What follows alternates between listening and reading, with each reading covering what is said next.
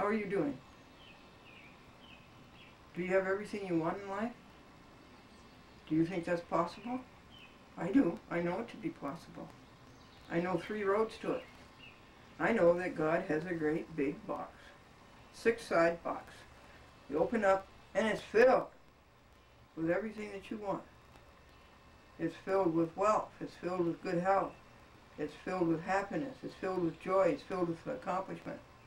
Bring this issue to a successful conclusion. It's filled with harmony and peace and love and applause and appreciation. But the thing is that you can't find the box. I'll tell you 3 ways to find it. I'll tell you 3 ways to look for it. Number 1, you spend your alone time with God every morning, first thing.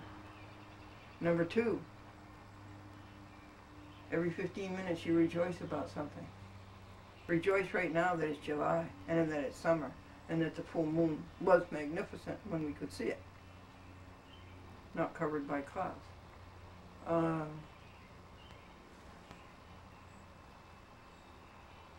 And then the 3rd thing is that you count pure thoughts during the day. See how many you can get. Can you get up to 500? I've been up to 500 and way over that and more for a long, long time. We're going to finish out this tape. This report will go on for about 4 or 5 TV programs. Some cable TV systems have a chat with Glendora for 2 hours and they hear the whole thing. And most cable TV stations have it only for a half hour and you just get a glimpse of it. But here we are on page 16. Sawrock should have separated his so-called affidavit from the 9 exhibits. He intends to confuse smokescreen and a dumb break. He writes with criminal intent, Criminal Code 18, United States Code, Section 1001. He intends to deceive and does deceive, and that is fraud. All public access is voluntary. Getting paid or making money from it is illegal. Did you know that, folks? We volunteer. I spend all my money. You know, it's like a couple $100, $300 a month. Buying tapes, postage, wrapping.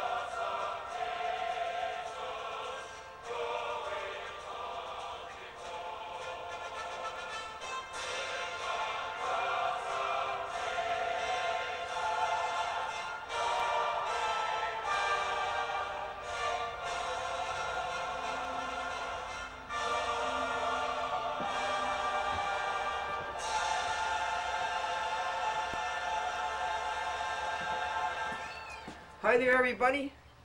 It's 7:25 in the morning. We rejoice for a new day.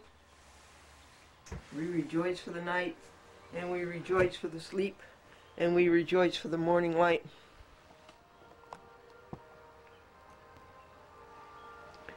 And we rejoice for another. And there's a mist above the meadow. And the animal dishes are out there. And that little raccoon, that was so pretty.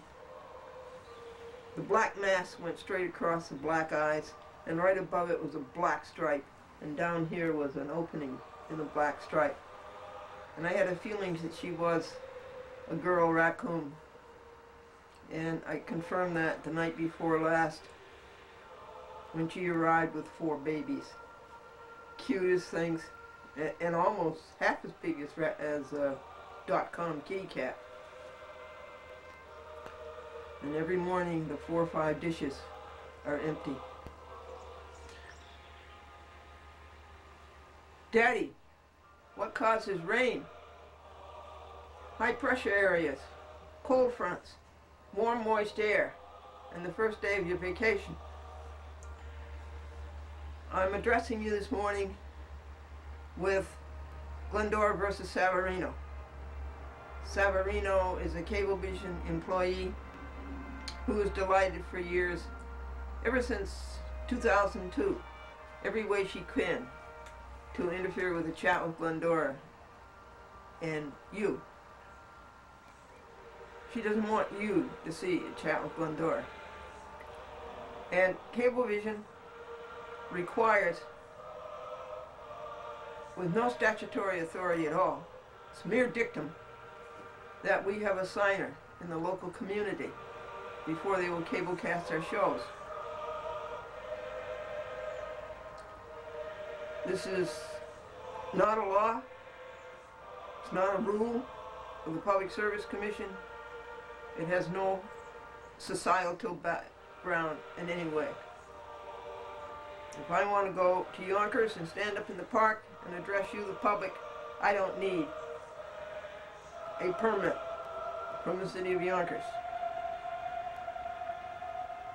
It's sidewalk free speech, and sidewalk free speech deserves and gets the utmost protection.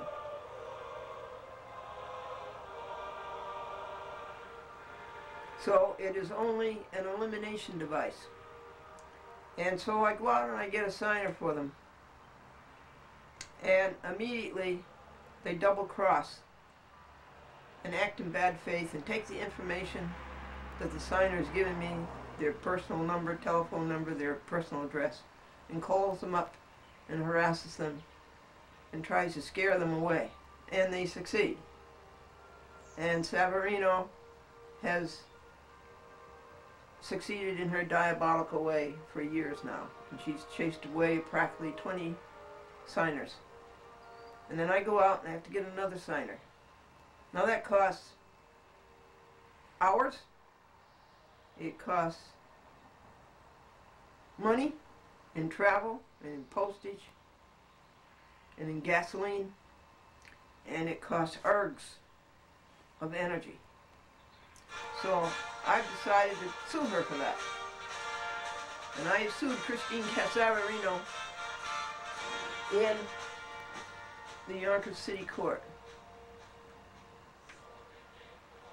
And I've sued her for $5,000 in small claims. That's the maximum jurisdiction, monetary jurisdiction in a city court in the state of New York.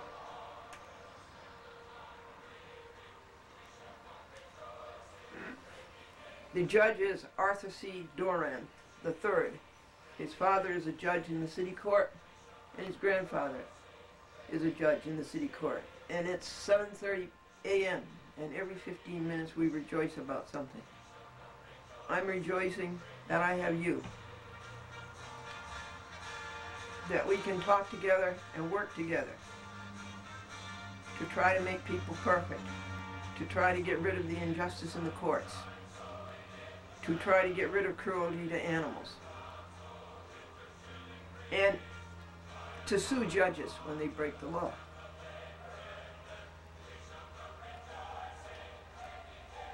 That is my rejoice for 15 minutes, and 15 minutes we'll rejoice again. So I started reading this cross motion. The liar for hire is Walter Sarrock at the Liar for Hire law firm. Well, I think all law firms are liars for hire.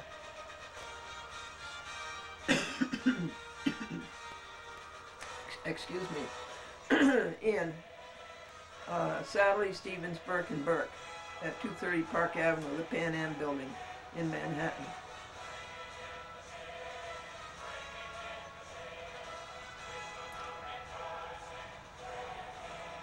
And I have read the first 25 pages of my cross motion, not to deny their motion to dismiss, and to grant my relief of $5,000, to impose sanctions upon the liar for hire, Walter A. Sarok, upon Christine Savarino, and upon her accomplice in this act, Tabat Salako, in Peekskill.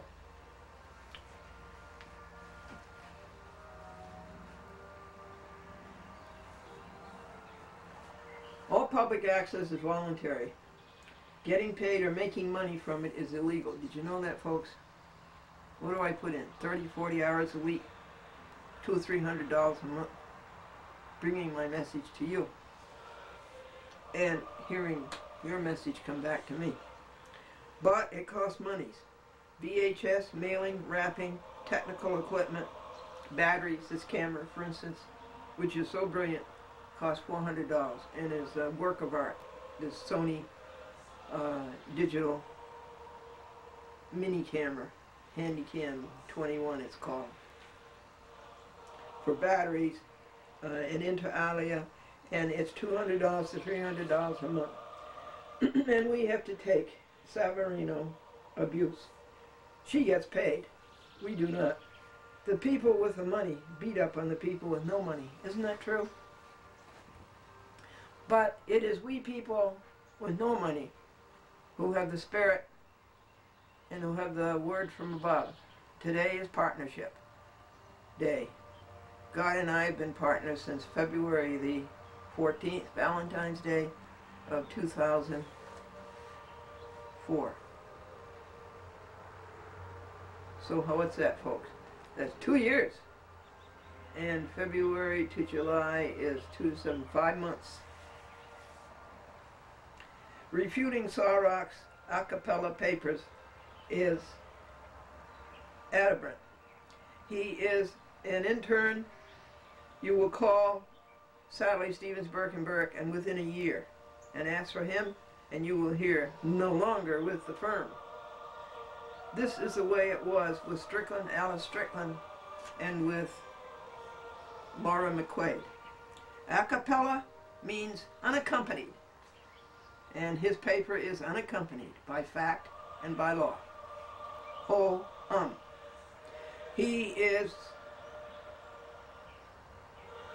His record in White Plains City Court is 400 pages. Long, of no law, no facts, no defense, and no procedure. Glendora would like to see somebody fully skilled and well-versed. Park Avenue lawyers, even blundering ones, do not fit in small claims court.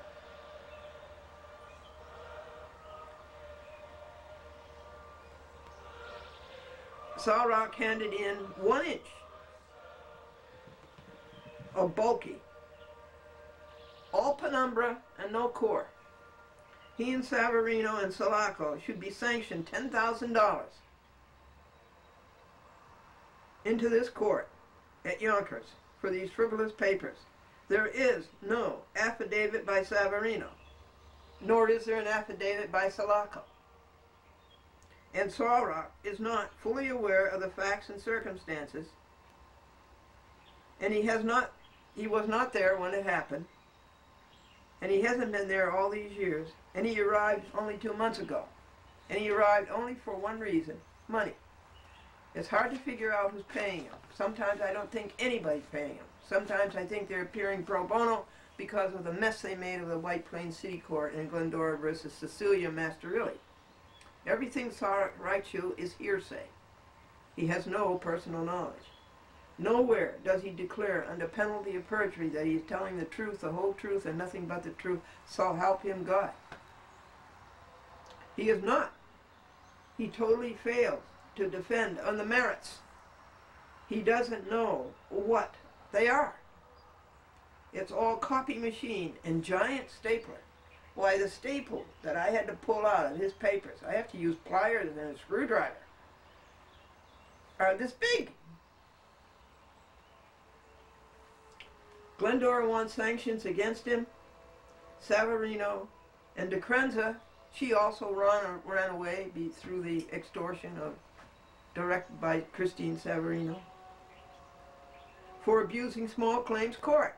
And that's the Uniform City Court Act, Unified City Court Act of Section 1801 et sequitur. He is abusing small claims. He's doing just the opposite of what small claims was developed for. And that's an offense to the state of New York. The spirit of small claims is simplified court. He should be sanctioned because everything he does is antithetical to simplified court. Nothing is so simple that he cannot make it difficult. Cite his phony res judicata as an opener that tossed Judge Dorn III into confusion and misinformation instantly. This paper has taken 35 hours, that's practically a whole week, and 120 pages to set the record straight after all his lies. Lambda, and we are on page 19. Glendora protests on submission, quote unquote. She wants a hearing. Small claims cases really are not on submission. This is where Toman went off the deep end and ruined his life these past 2 years. He is the judge in the Phillipstown Town Court, County of Putnam, State of New York, and Toman is now a defendant in the federal court in Idaho, and there too he is in default. Wouldn't you expect it? It took him practically a year to write his so-called decision, when the law in the state of New York is that a judge has to rule on a motion within 60 days. That's Civil Practice Laws and Rules 2219. Small claims procedure is hearing. You have to have a hearing. You have to have a trial. It's not submission. Sorok should know enough to print his bulk on 2 sides. He should know that everything has 2 sides, doesn't it, folks? But he doesn't know that. He's strictly unilateral. He should know enough to save the trees and to save us taxpayers the real estate cost of serving twice as many papers as need be. We're up to page 20. Nothing of his is worth saving anyhow. Again, it is all bulk and no weight. He must charge by the pound, certainly not by the value. This is if he is getting paid. Glendora is allowed limited discovery under the Small Claims Act. As I said, it's Unified City Court Act, Section 1801. And she demands to know where the money is coming from, if any, and how much. Client-lawyer relation is not a law, and do not invoke it. And Glendora is allowed limited discovery that Sorok produces proof that he has authority to represent Savarino. Salako he solicited right in the halls of the Yonkers City Court. Oh yes, he did. He took her out into the hall and he solicited her business. And she said yes. Isn't that scurrilous?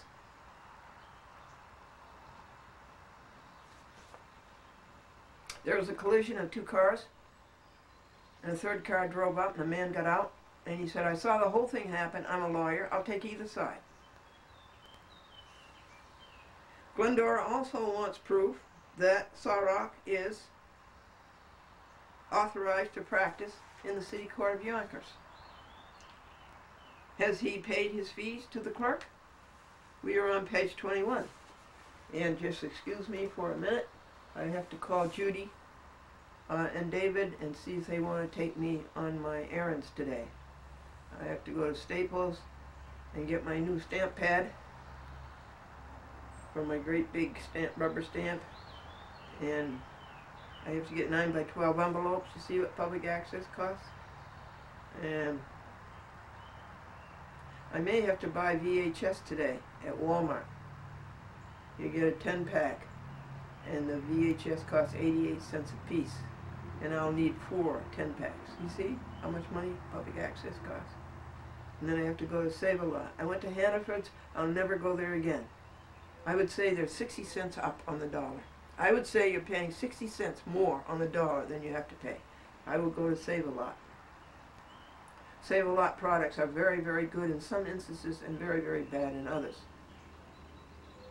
But their fruit and vegetables are very good. Their avocado. And then I have to go to Dollar General. And I think that'll do it for the errands. Judy and David were so kind yesterday to go to the Ghent post office and bring me back the in-mail. And Jack Van Buren, the postmaster, was so kind to let them do it. I called Jack and explained everything to him. And I gave Judy and David a copy of my post office box key, box 124, Ghent, New York, 12075. So let me call them right now, and I'll be right back, and I'll report to you on pages 21 to 30 before we take the next break.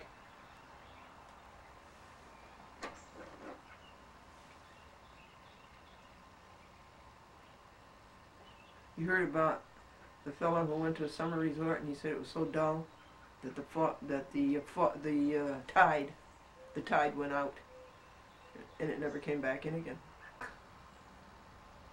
Knock knock. Who's there? Fortification. Fortification who? Fortification this year we go to the mountains.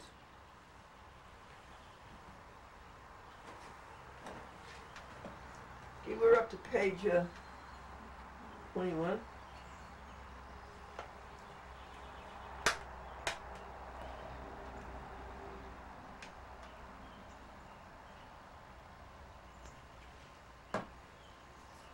I have to put new batteries in our hymns. All systems go.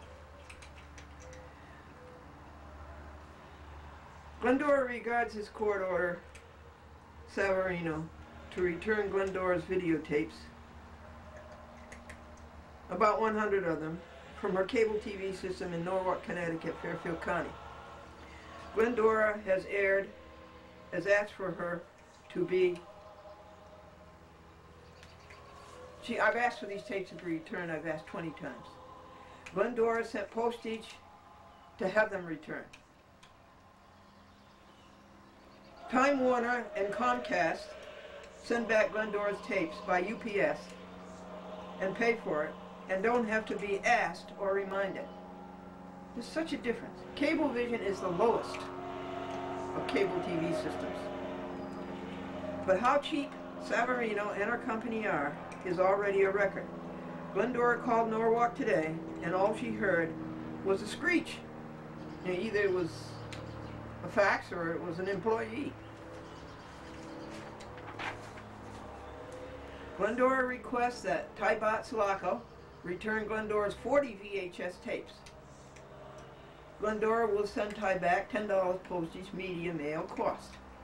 Glendora is still aghast to witness Sarok soliciting business in the halls of the Yonkers City Courthouse.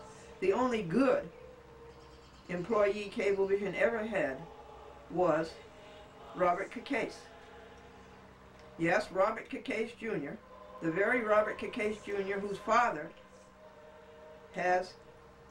was a judge in Yonkers and after whom the courthouse is named. You walk up to the Yonkers Courthouse and it says Cacase Justice Center. His brother is a WOR radio and on a round table for auto repair, and they are very, very good. And his brother tried to rejuvenate the digital panel on Glendora's 1980 Lincoln Town Car Mark VI Continental, and he had to give up. It would not respond. It is so complicated. But he never charged for it. And Glendora protested, and he said, no, we didn't fix it. Glendora fully incorporates here in her post-appearance memorandum of June the about 10th or 12th. And she fully incorporates it herein as if fully stated herein. The Masterilli affidavit is ultra vires. It is not the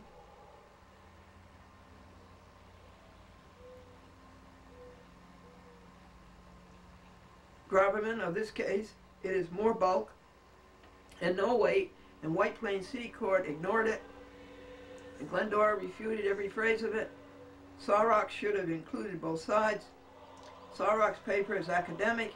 It's not expected to produce a practical result. Good morning, .com-cat. Did you see her eating? We are up to page 24. Sawrock used this affidavit in a motion to stay Glendora's collecting the $5,020 she was justly awarded. White Plains City Court denied his motion to vacate the judgment. Denied his two motions, which were duplicative, which is for voting. You don't ask the court for the same relief twice.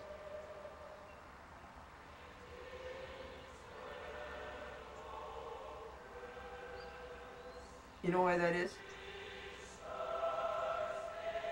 Because they might forget that the first time they denied it, and the second time they granted it, and now they've got a screwball. The value of the affidavit is 0. Res ipsa loquitur. Things speak for themselves. Its phoniness is all through it. In its first paragraph, it has Cecilia spouting law, the civil practice laws and rules. Well, Cecilia doesn't know the civil practice laws and rules. The next lie is CSC Holdings Incorporated. Well, I did not sue CSC Holdings Incorporated. I don't even know what it is. I know the CSC is standing for Cablevision Systems Corporation. I sued Cable Systems Corporation. The honest annotation is Cablevision Systems Corporation, and Sawrock sadly have committed this deceit over 20 times. And they're up to something. They keep changing the name of the company that I sued. What do you think they're up to? In Bethpage, the operator answers the phone Cablevision headquarters. That's funny. Sounds like an army depot or something. What do you suppose that's all about, folks? And today they didn't answer at all. That is so. I repeat that today they did not answer at all. 3 times Glendora tried to reach a friend there, and it would ring 5 times, and then it would hang up. They must all be in jail by now. And the number I called was 516, that's Nassau County, 803 2300. And it should answer Cablevision, and it answers Cablevision headquarters. Well, you know, they are like an army. They've always operated the company as if they were Napoleon. They make their own rules. They shove it down your throat. They go up in the rates without any merit and without giving you anything. They won't show the shareholders list, the books, the records in a minute. Society has been so good to Cablevision. They have something like 400,000 checks come in a month in Nassau County alone. But they are so devious and dishonest and Napoleonic to society. They deliberately break the law, and they said, and challenge people to challenge them. Cecilia's second paragraph is her responsibilities, and her responsibility is to do everything possible to upset the public access producers. 1.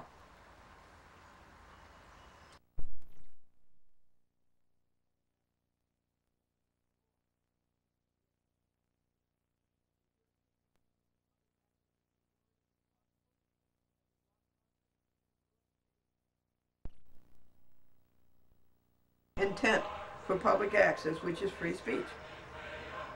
Justice Savarino wants to censor Glendora in the courts. She wants to censor Glendora on TV. This is antithetical. They're asking the court to prohibit Glendora from filing any lawsuits. And the reason they want to do that is they can't win in court with Glendora. Isn't it cheap and dirty? You've known kids like that, right? You've known kids who play that way, right? If they can't win. Who said that Glendora had to have a local signer? This is atop Cecilia's page 2. What is the statutory authority for that? And for compulsion to follow their non-statutory rules? Their rules are just dictum. They have no legal basis. They're not made by the Congress of the United States, they're not made by the New York legislature, and they're not made by the municipal governments. The law, 47 United States Code, Section 521, states unambiguously that it is the public access producer who indemnifies the cable TV operator. In other words, you can't sue Cablevision for what I say, you have only to sue me. And nobody will sue me because I don't have any money. So Cecilia is acting illegally as to Title 47 in the United States Code, Section 521 et sequitur. What is the authority for Cablevision to, quote, treat the resident sponsor as the applicant? Just to make things nasty and difficult for the public access producer, and as a shareholder to make things 3 times as expensive as they have to be for public access. Run public access the way Time Warner does, the way Comcast does. It is all dictum. It is all Napoleonic. It is cable TV operator ignorance and arrogance. They're only pole climbers. Just as when Cablevision took Glendora off of TV in Nassau County, they took the chat with Glendora off of TV in Nassau County, and 3 courts told them to put it back on. Plaintiff Glendora has a statutory right to be on TV and must be returned to TV. And Cablevision had to put it back on. But they put it back on in Nassau, their great big system, which at that time was 430,000 subscribers.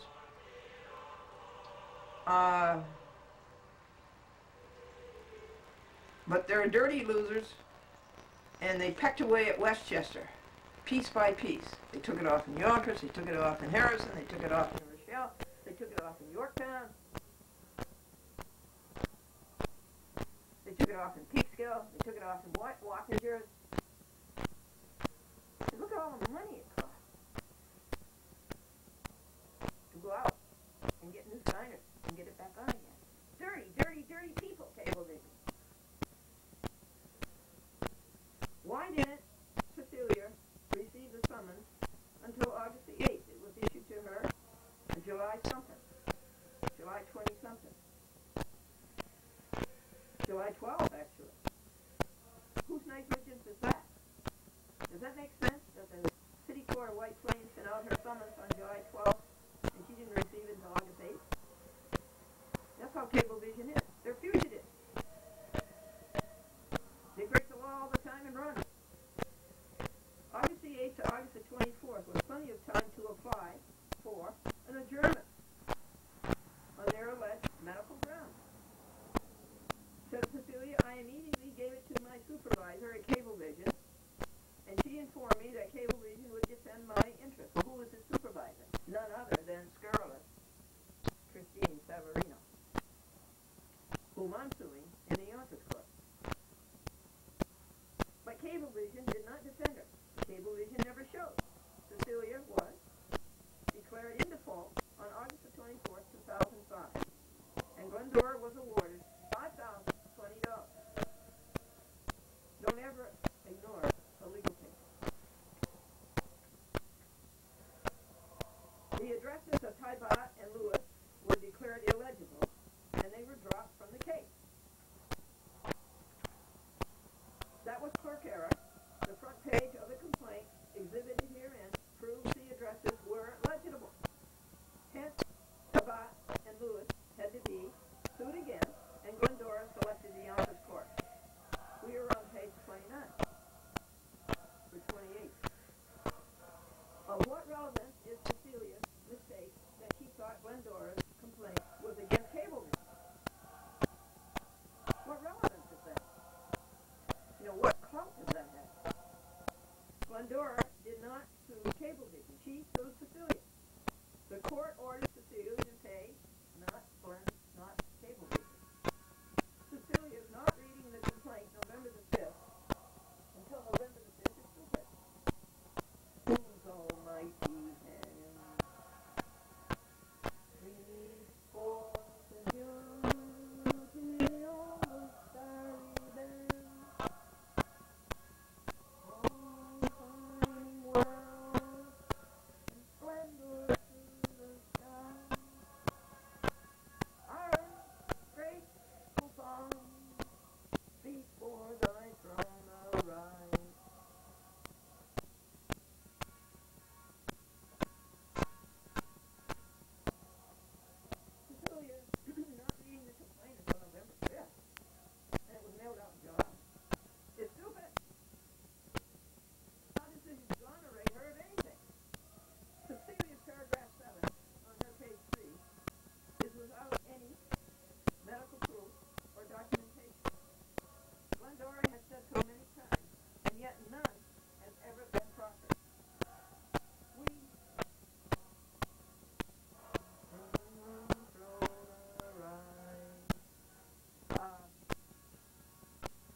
It's 8 o'clock. Every 15 minutes we rejoice about something. I want you to do that every 15 minutes, all day long. Just stop and rejoice about something. I rejoice for those trumpets. This is the Mormon choir.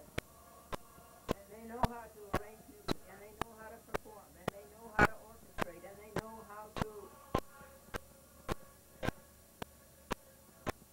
put it all together into a beautiful whole, W-H-O-L-E. So I rejoice for that trumpet, those trumpets.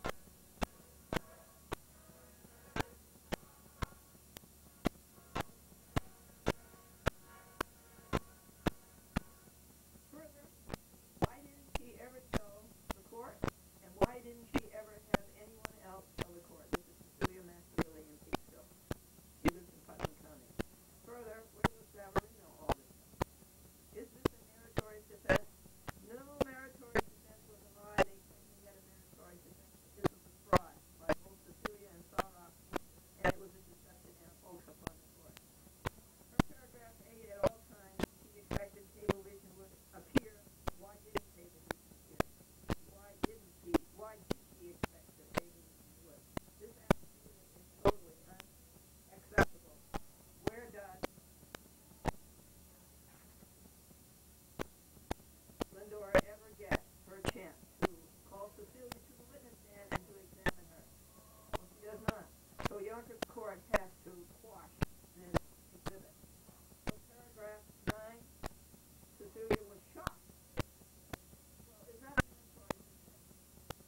And frivolous. When and where was that true? It is a misrepresentation that Cecilia wrote this frivolous affidavit, and a misrepresentation that Sarah is putting, this is from the White Plains Court, Cecilia's affidavit, that Sarah is putting in the Yonkers Court. It was both written by Sarah, she never wrote it. Her paragraph 10 says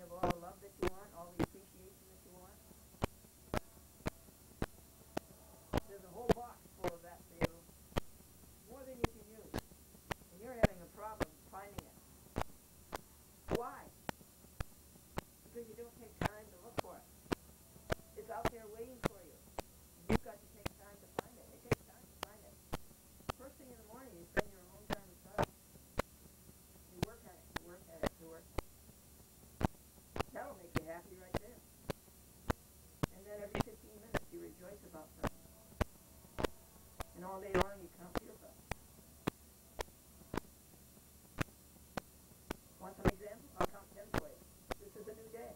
It's a whole new day. He's been given a new day. I know some people who are not handed out a new day. It's summertime. It's July. We have water. We have soil.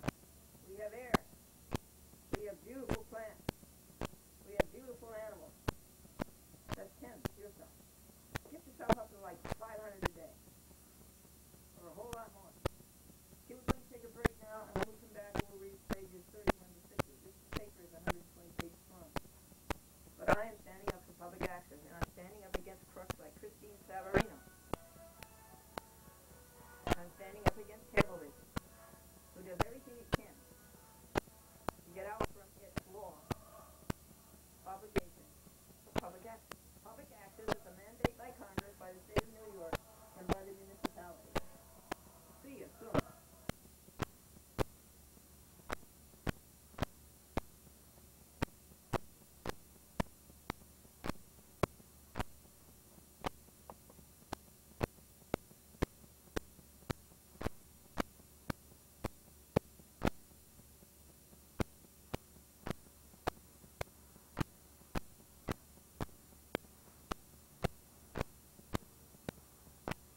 ThankYou.com. We have a request from a television viewer to see your face. ThankYou.com.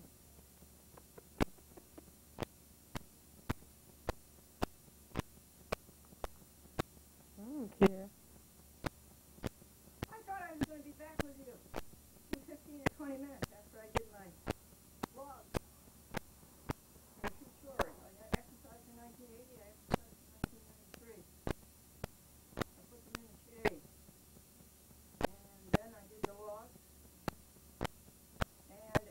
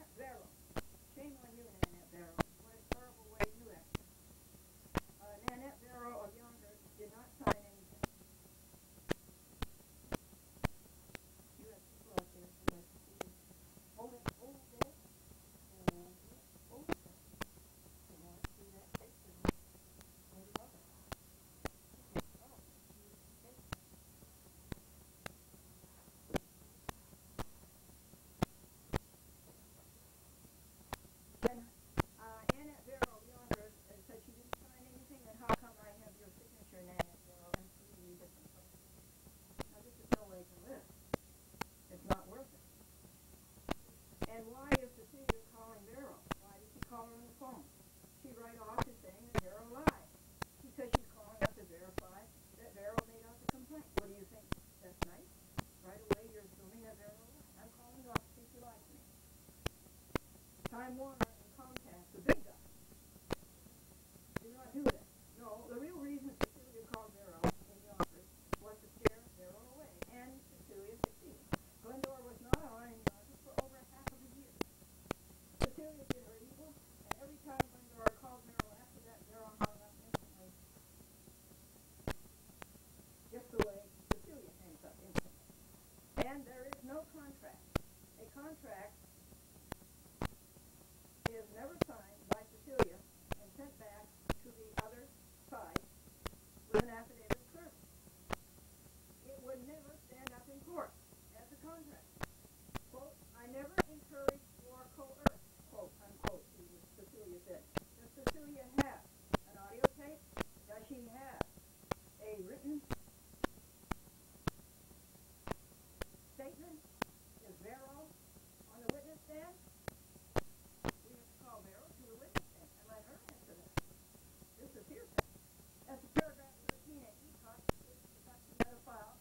ECOC 3 signatures Cecilia had many such lapses. As soon as Cecilia harassed ECOC, ECOC dropped out. Glendora and ECOC had an amicable relationship, but Cecilia ended it. Just as Savarino did with Tom Rogers' wife, Carol, her husband in Yonkers, and Bridget and her friend in the Rochelle. They go after my sinus and they scare him, and they use that as an excuse for not getting my message to you. These vicious people, they were Cecilia and Christine and Maurice Cunningham before them, who were fired. Sabat didn't move to Africa. There she was in New York court. She was there at Unit 7 and Sarah, which solicited Sabat's business right in the hall of the court. And Glendora has Sabat saying on audio tape that Cecilia told me you were bad. Now Cecilia has ensnared herself and even a work by her paragraph 15. Who said that Glendora's tape belonged to her signer? Did you ever hear anything so absurd in your life? My tape belonged to my signer? Produce any proof that Glendora released ownership of her tape to anybody. This statement by Cecilia shows you her criminal proclivity. Cecilia steals Glendora's tape. Glendora's friend went to Wappinger to get 40 Glendora VHS tapes, and the lad there told Glendora's friend they were shipped to Cecilia in Peekskill. Why? Yonkers Public Access will not return Glendora's tape to her, and a friend of hers in Yonkers, Aquila and Ellen Johnson, had to go all the way up to Inventive Plaza, and he had to pick up the tape, and then he had to mail it. You just tell me why, Yonkers, you, Kim, or you, West, cannot put those tapes in a box and put the postage that I sent you onto it, and put the address that I sent you onto it, and mail it. You just tell me why you can't do that. Christine will, why are they so insistent? This is just common morality, common good neighbor, common love the Lord your God with all your heart, and love your neighbor as yourself. That's all it is. What's the matter with their parents? Christine will not return Glendora's tape from Norwalk. Before that, they abstracted with 51. Oh yeah, before that they absconded with 51 tapes in Harrison, Nassau County, and Yonkers, and Glendora had used to them in the Rye City Court to get them back. These are mean people. They always have that mafia, Rico ring about them. Time Warner and Comcast are not like that. Savarino would not let Walter send Glendora 40 VHS. She made him say that Glendora's signer, 75-year-old Mary Ramey, had to pick them up. Well, Glendora said she would send the police. Mary has picked up these tapes the last 1.5 years about 4 times and struggled with no car and to put them in the post office. But on May the 4th, Bruce Bergman drove him up herself. Aha, Christine, you missed on that one. You missed on that one, Walter. They were out there in the lobby. Anybody could have picked him up. And I picked him up myself. We lost on that one. Stealing her tape is petty larceny. Now this court see how nasty and harassing these people get. And poor George Harris, who was shocked, did not know what recycle meant. He is from Africa. It means stealing Glendora's property. The Peters claim that George Harris said to recycle Glendora's tape. Well, White Plains Court did not vacate the default judgment. Glendora so justly won, and Sarah was told not to ask the court for the same relief twice, something that he should know. And Sarah was abused enough to appeal that order. White Plains Court, Sarah asked to take my money, $5,000, take away my deduction I won. He appealed it.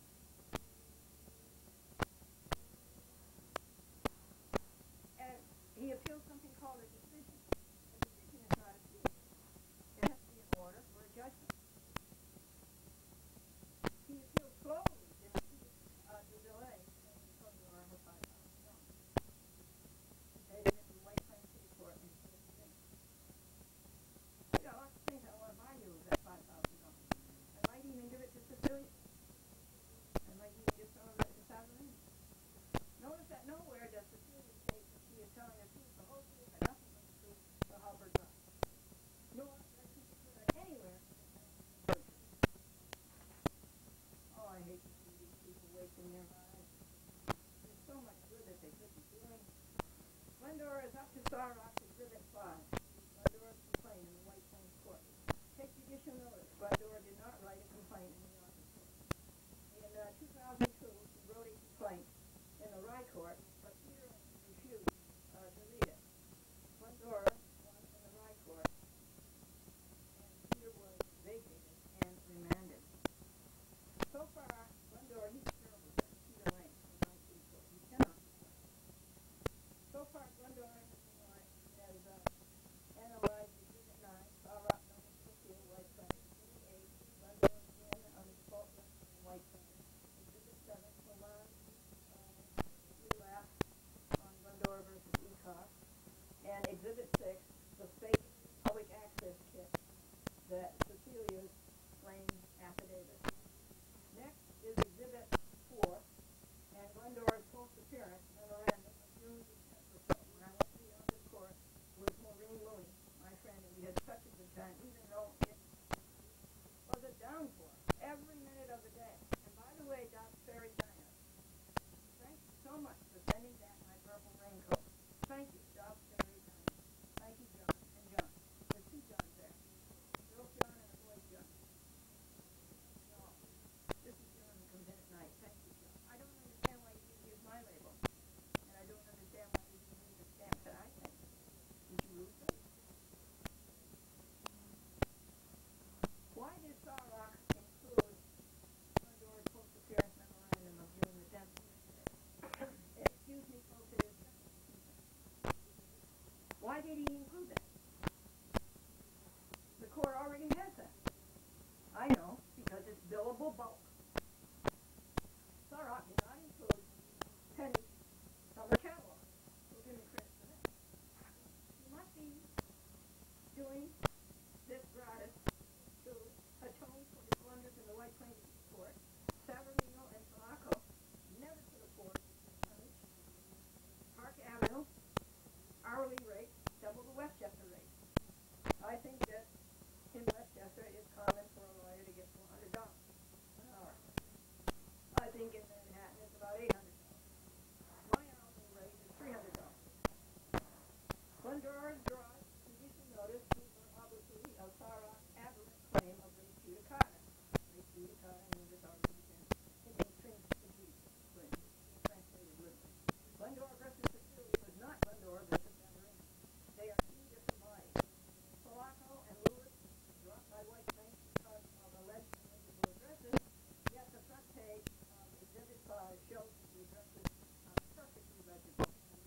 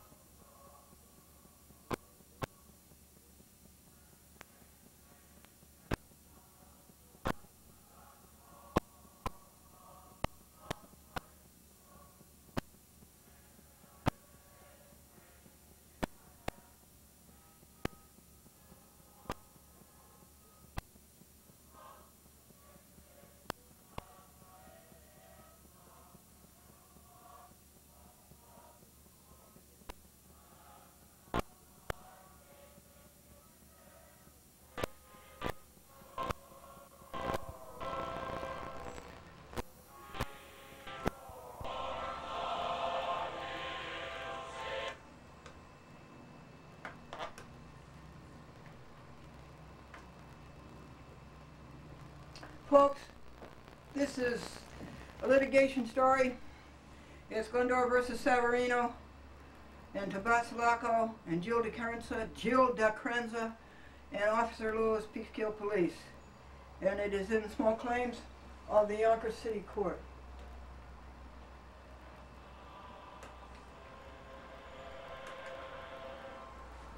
And this is my cross motion that my case there be not dismissed, that I be granted the $5,000 damages that Savarino caused by chasing away my signers and the money and the time and the labor I had to spend going out and getting new signers. It is before Judge Arthur Duran III. His father's a judge in the Yonkers City Court. His grandfather was a judge in the Yonkers City Court. And there was nothing in the paper that the liar for hire, Walter A. Sarrock of Sally Stevens Birkenberg, there was nothing there that was res judicata. Nothing in White Plains was res judicata for anything in Yonkers. And Sarrock and Savarino and Sulaco should be heavily sanctioned for the injury that they did this action with their ridiculously incongruous impediment. Page 17 did not get copied. It was about the intrusive and improper conduct of Court Officer Williams. It should be reported on his personnel record. Sarrock's prolix misrepresentation, and that's Criminal Code 18, United States Code Section 1001, jail and fine, wore out my copy machine, and Glendora had to get a new copy machine. It's a Canon 150, and it was $99, and then I had to pay the state of New York. You have to tithe to the state of New York. Another $8, $107. Sarrock should pay for this. It wore out, setting the record straight, after his nescience, lies, and 1,001s, misrepresentations. Glendora tells Sulaco again she does not want Sulaco as a signer anymore, but she wants her 40 VHS tapes. And everything that Sarrock says is hearsay.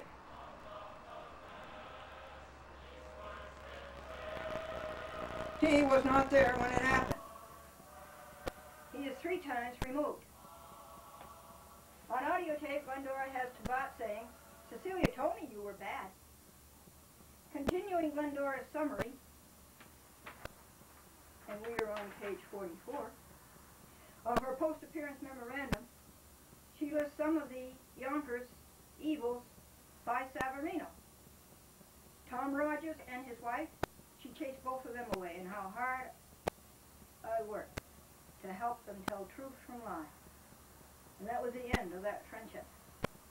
Tom Rogers was a vice president of NBC. He and I were quite close friends, and then his wife and Savarino just upset that apple cart.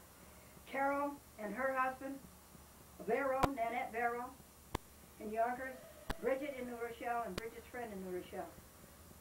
And I paid $100 or more to have their cats spayed. I think it was $200. Glendora had these people already to sign. They had signed.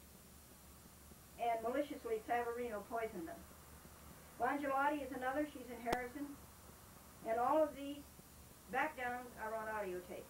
Savarino's Machiavellianism is extortion, and page 28, Lambda lists the cost, the hours, and the labor. Going to Yonkers Court June the 7th to seek justice and damages of the monetary jurisdiction of that court, $5,000. Page 29 notes for the record that Sarrock soliciting business in the law in the halls of the Caucase Justice Center. It is so base. Glendora disfavors, quote, on submission, unquote. That means you don't go back to court. The case is decided on the papers. That is not real court. It's 4:15. What would you like to rejoice about? You're born. You're alive. You're healthy. You have food. You have clothing. You have a home. You have your freedom and you have your independence. No catastrophes. Car accident. Tornado, such as they had in Peekskill. No flood. No house on fire. No Lyme disease. No heart disease. No cancer. No catastrophes. Your education. Your careers. Your spouse. Your family. We rejoiced at 4:15. Page 45. Glendora wants her limited discovery within the Unified City Court Act, Section 1801, etc. She wants it as it is allowed. Discoveries when you ask them questions and they have to answer. Glendora's post-appearance memorandum took 10 hours and $22.35 to print and post, and is on her internet, www.chatwithglendora.com. As program number 4,366. Don't you think that's a lot of public access shows?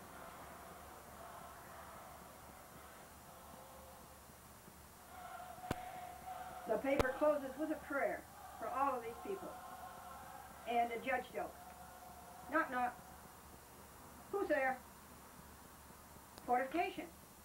Fortification who? Fortification this year we go to the mountains. What did the judge say to the dentist? Do you swear to pull a tooth, the whole tooth, and nothing but the tooth? These people violate the law, then they lie about it, folks, and then they cheat, and then they dig a hole, and they slither into the hole as fugitives, and they will not talk to Glendora. Exhibit 3 is the small claims worksheet. These clearly show there is no res judicata, that res judicata was a deliberate and sanctionable smokescreen. We are up to page 46. Omicron. Exhibit 2 is the summons for Yonkers City Court showing the clerk error, breach of contract, further nullifying Sawrock, Savarino, Sulaco, false claim of res judicata. Next is Pi. Exhibit 1 is a superficial list of Glendora's American heroism fights for rights. These are not all of the fights for rights. West Publishing tries hard to stride the acceleration of Glendora's lawsuits, but it fails. 20, 29, 37, and 54 are the city of Glendora, California, outside of Robert Schuler's church. There never was a case Glendora versus Marshall. It is not accidental. It was deliberate tampering with the record by a crooked Albany lawyer named Ben Wiles, who next lost his partnership in a law firm. Ben Wiles, who next lost his partnership in a law firm. Remember, sin always has its consequences. It does, folks. 349, 7, and 13. Why is 42 in there? Alvarado versus a hospital. It is in there twice. Sawrock misses an accidental, incidental, casual, and fortuitous. Gwadzinski is Glendora's. She held up the nefarious Cablevision insider trading lawsuit for a year.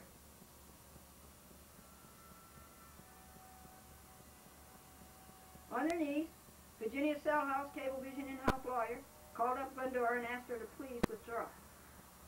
Of course not. And she knew a bribe would not work, but would land her in jail. Malone lost all of his TV systems to AT&T, and maybe Cablevision will someday lose theirs. I certainly hope so. Dolan asked Time Warner to merge, but Time Warner did not have a consenting mind.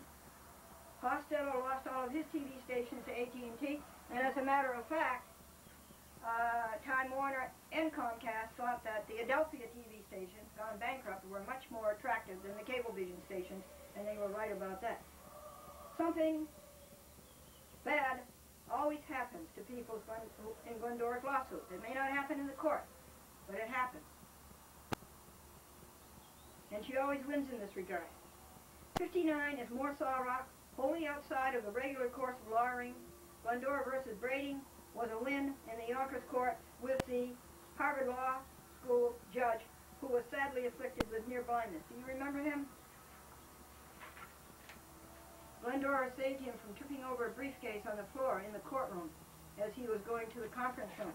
I was sitting right in front of him. He was coming toward me, and he was going to turn that way to go into the courtroom. The railing is here, and the gallery is here. And he's coming, and he doesn't see that, and he would have fallen, and he would have got injured. Oh, I'm so glad that that happened, or that didn't happen, that we were able to prevent it. 70 is another Sarok aberration, 73 is repeated the same, and 83 is another Sarok error, as are 86, 87, 88, and whole hump.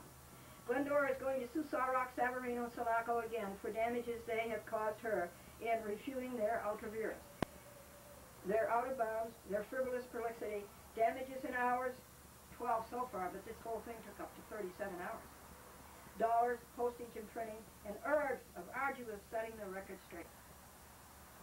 Glendora sued Satterley, Sarok, Cecilia for the analog to this in the White Plains City Court. Glendora has an access of fury, as does Sulaco, a public access at that.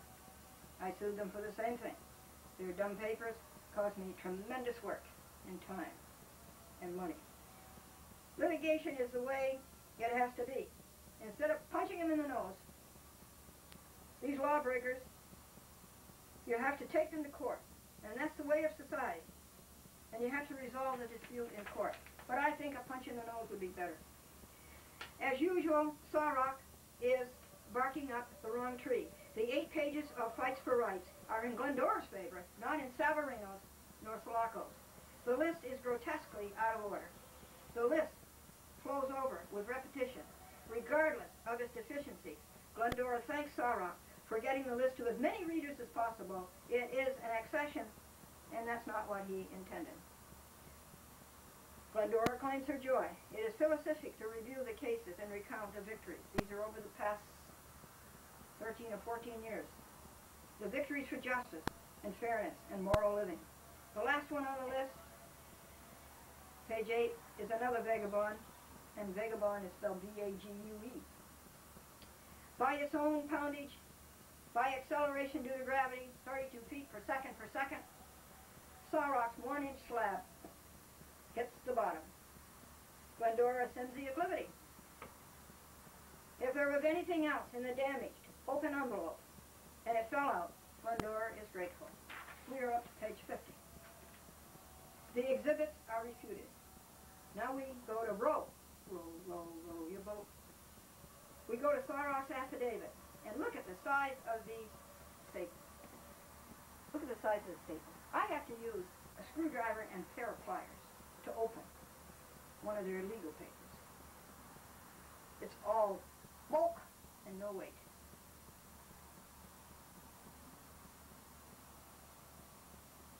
It's all rhetoric. And it's all dishonest and dishonorable. Add to this a brewback of 15 pages. Court, Glendora is right that, in turn, Walter Sarok abuses the court system and blasphemizes the Small Claims Act. This is not what Small Claims Act is. It's for a simplified lawsuit, and look what he does to it. Sarok affronts the entire spirit of small claims as carefully created by Saul Walker's New York State Unified Court System. Glendora claims again, sanctions. Glendora has not failed to state a relief upon which, Glendora has not failed to state a cause upon which relief can be granted. It's a platitude, the way he uses it. Sarok has overworked this statute so excessively, he has made it a platitude. We are now on page 51, we're going to 60 in this session. Savarino, through her determined and vile scheme, has cheated away signer after signer after signer in Yonkers, Harrison, New Rochelle, Pelham. This has cost in damages multiple hours of time, dollars, and ergs of labor. Glendora has stated damages, and their damages are $5,000, and that's a monetary maximum jurisdiction in a city court in the state of New York. Her addendum delineates these damages. The only relief that we can get in small claims is substantive. It's a big word, but it means one thing, money. This is the relief that Glendora seeks. Sarok, Savarino, and Sulaco motion, if it rises to the motion, to the status of being a motion, to dismiss on civil practice laws and rules, section 3211, A7, or 780, whatever, has to be denied on the same ground that 3211 on failure to state a claim. Why relief cannot be granted? Alternatively stated, Sawrock, Savarino, Sulaco have failed to state a meritorious defense why Glendora should not be awarded damages for the injuries done her by Savarino Sawrock.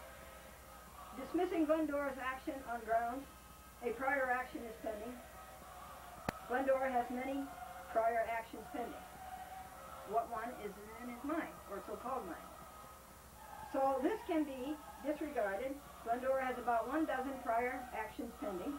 Idaho, Savarino, Sawrock are defendants, inter alia, and they are in default, not Sulaco. There is no way in the world of justice that Glendora's case can be dismissed summarily.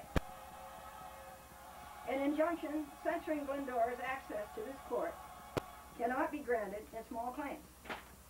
The only relief that small claims can give is substantive. Such other further relief demanded just and proper goes to Glendora. However, small claims Unified City Court Act, Section 1801, deals only with money. Small claims mentions Sawrock's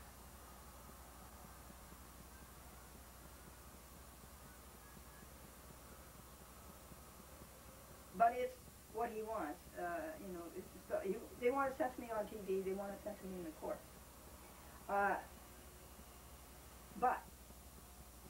in Small Claims Act, there is a small section that says that the clerk can do that. It's not directed at the judge, and Sawrock's paper is directed to the judge, not the clerk. Sawrock is wrong. The action does not involve breach of contract. Sawrock just nullified his notice of motion. It is fatally defective. Why? He doesn't have the right cause of action. Glendora demands Carmody weight proof that Sawrock is authorized to represent Savarino and Sulaco. Sigma. Sawrock affidavit. We're done with the exhibits. Now we're up to his affidavit. Sawrock caption is wrong. It is not Jim DeCrenza. It is Jill DeCrenza. Glendora made that clear in her post-appearance memorandum. Prove that he is a member of the bar of this court.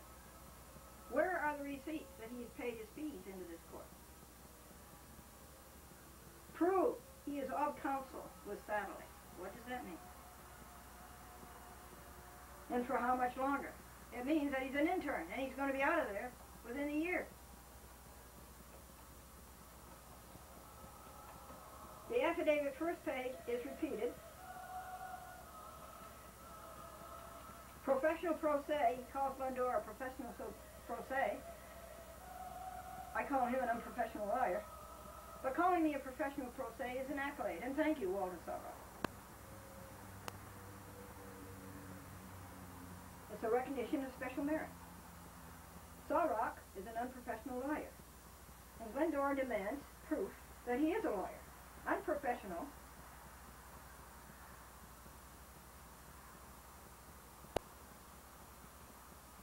She has thousands of pages of proof. Sawrock Satellite have written their litany about Glendora suing judges, clerks, city officials, etc. over and over and over and over again, and all he is telling you is that Glendora sues everybody who injures her and violates our laws, municipal, state, and federal. If you violate the law, you're going to be sued. This is the right thing to do. How does this absolve Savarino and Sulaco of damages to Glendora for the injuries they inflicted? Well, it does not. Sawrock is just being inflammatory, as he was June the 7th, blurting out res judicata and starting everything on the wrong foot. Why are Glendora's fights for rights a meritorious defense? They are. Or why are they a meritorious defense for him? I mean, how does my fights for rights absolve Christine Savarino and her accomplice, Sulaco, how do they absolve them from their law-breaking? Saurok's list reads off, and it does not belong in small claims court, nor does he. You know, small claims court is pro se turf.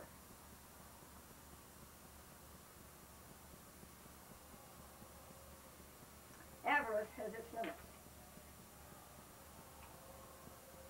Glendora has stated a claim upon which relief can be granted. And only if you're as dumb as Saurok can you not see it. It deserves the utmost relief and protection. Saurok is wrong as usual. Glendora did not file a claim for breach of contract.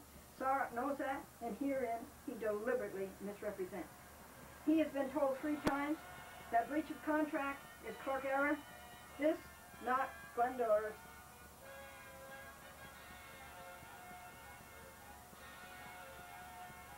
claim. Saurok's paragraph 5 ends with an incomplete sentence, and in my high school, that was an automatic F. If you wrote an essay or a paper that had an incomplete sentence or a run-on sentence, you got an F, no matter how good the paper was. Glendora's small claims worksheet should have been served on Savarino and Sulaco, and on DeCrenza and on Officer Lewis. But the clerk should have served their summons on Glendora. White Plains City Court refutes Saurok. White Plains awarded Glendora $5,020 against employee Cecilia Masterilli. So Saurok's contention fails and his argument falls. No matter what the company, and it is in bad company, says, White Plains City Court awarded Glendora $5,020 against an employee, Cecilia, and not against Cablevision Systems Corporation. And Glendora protests another Saurok misrepresentation, which is the Criminal Code, Title 18, U.S. Code, Section 1001. CSC Holdings Incorporated has nothing to do with Glendora's action. Saurok, Satellite Caligari, as well as Cablevision's liar for hire in Nassau County, that would be Rifkin Radler, William Savino, have been trying to shove this down our throats for a year now, saying that we sued CSC Holdings Incorporated. We don't even know what it is, nor do we care. We sued Cablevision Systems Corporation. Savarino works for Cablevision. Her letterhead is Cablevision. Her telephone answer is Cablevision. Her odious public access kit says Cablevision. It does not say CSC Holdings Incorporated. For some sinister reason, Caligari, Saurok, and Satellite are lying that it is CSC Holdings Incorporated, not Cablevision Systems Corporation. Do you know what that is, Court? I wish you would tell me. What is their reason? This is another smokescreen, a Dumbro obfuscation by Saurok, like res judicata. And here's more. Criminal Code 18, U.S. Code, Section 1001. Sulaco is Savarino's associate in guilt. Sulaco colluded with Cecilia. Sulaco made Glendora seek another signer. This cost hours, dollars, and earth. Saurok lies in an affidavit. Yes, we are up to page 59. The thrust of Glendora's allegations to Saurok against Sulaco, as alleged in Glendora's verified complaint in the White Plains action, and herein, is that she breached an oral contract. Well, it is not. That is not my case against Sulaco. My case against Sulaco is that she is an accessory before the fact and after the fact. She is an associate in guilt. It is common guilt.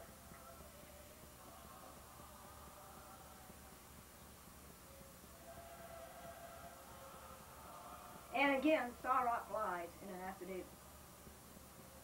Glendora requests sanctions on this court also, on this common court also, together with irrelevant exhibits.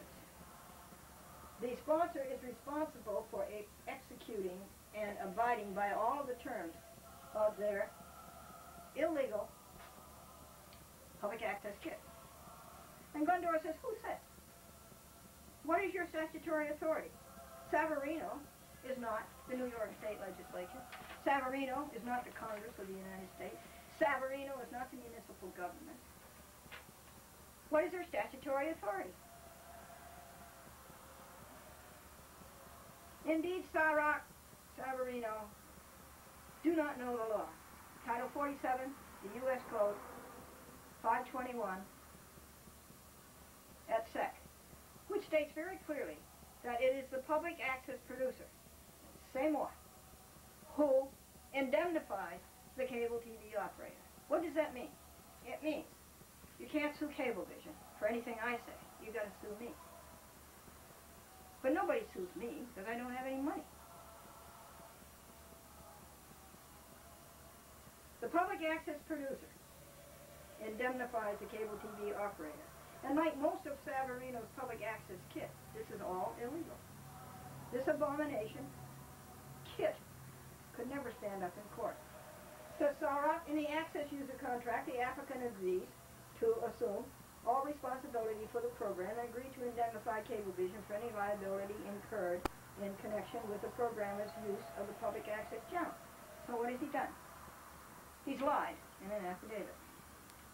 This is in rank violation of the Cable Policy Act of 1984, codified at Title 47 of the United States Code, Sections 521 et sequitur. And we are up to page 61, and we are going to take a break. Daddy, what causes rain? Cold front, high pressure areas, warm moist air, and the first day of your vacation. Vacations are funny. Vacation time is when people get up at 4:30 in the morning and drive hundreds of miles looking for a sign that says home cooking. Vacation time is when they close the roads and open the detours. A traveler in Hawaii said, how do you pronounce it? He was talking to a native. Do you pronounce it Hawaii or Hawaii? And the native said, Hawaii. Oh, the traveler says, thank you. And the native said, you're welcome. What happened the first time it snowed in Atlanta? The natives thought it was an explosion of grits. The auctioneer said, sold to the lady whose husband has his hand over her mouth. Some friendly advice for you. Never wave to a friend at an auction. Knock, knock. Who's there? Fortification. Fortification who? Fortification this year we go to the mountains.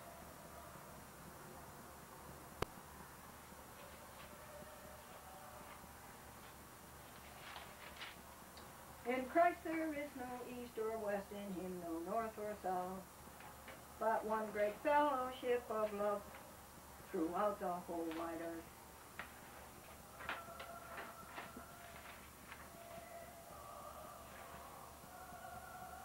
I was looking for some more jokes for you. These three ropes were walking down the street. Ropes.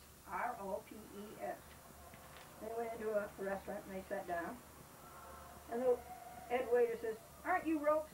Said, we don't allow ropes in here. You have to go out. And out on the sidewalk, one rope became so incensed that he tied himself into a knot.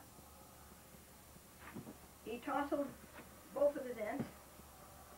He went back into the restaurant. He's sitting down, he's ordering. And the head waiter said, aren't you a rope? And he said, I'm afraid not.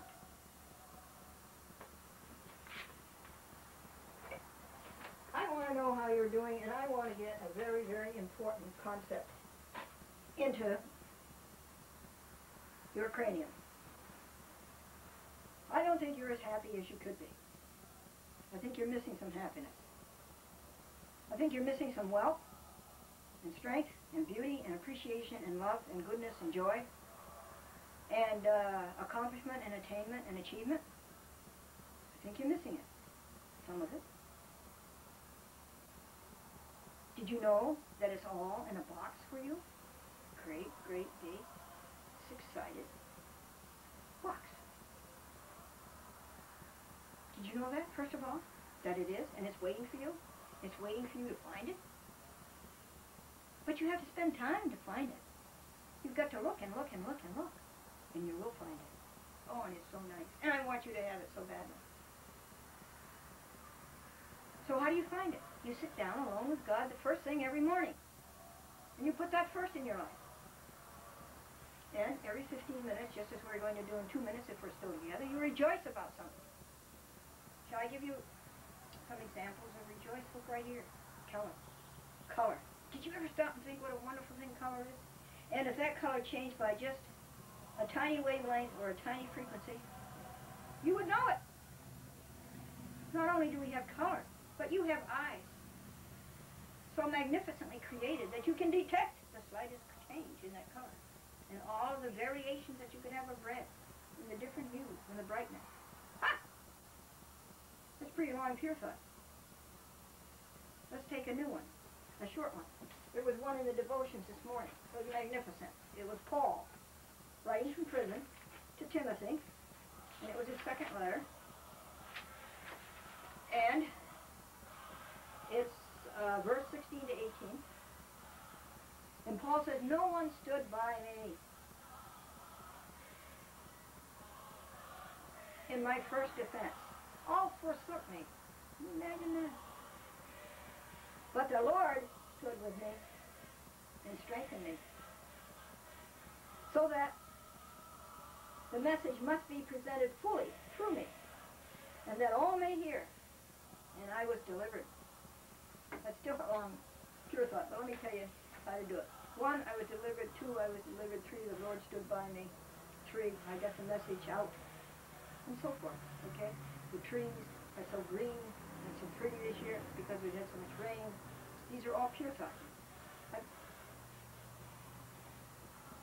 I'd like to see you get at least 500 a day. That's it. And the last rejoice is that we've read 60 pages of this, and there's only 50 to go.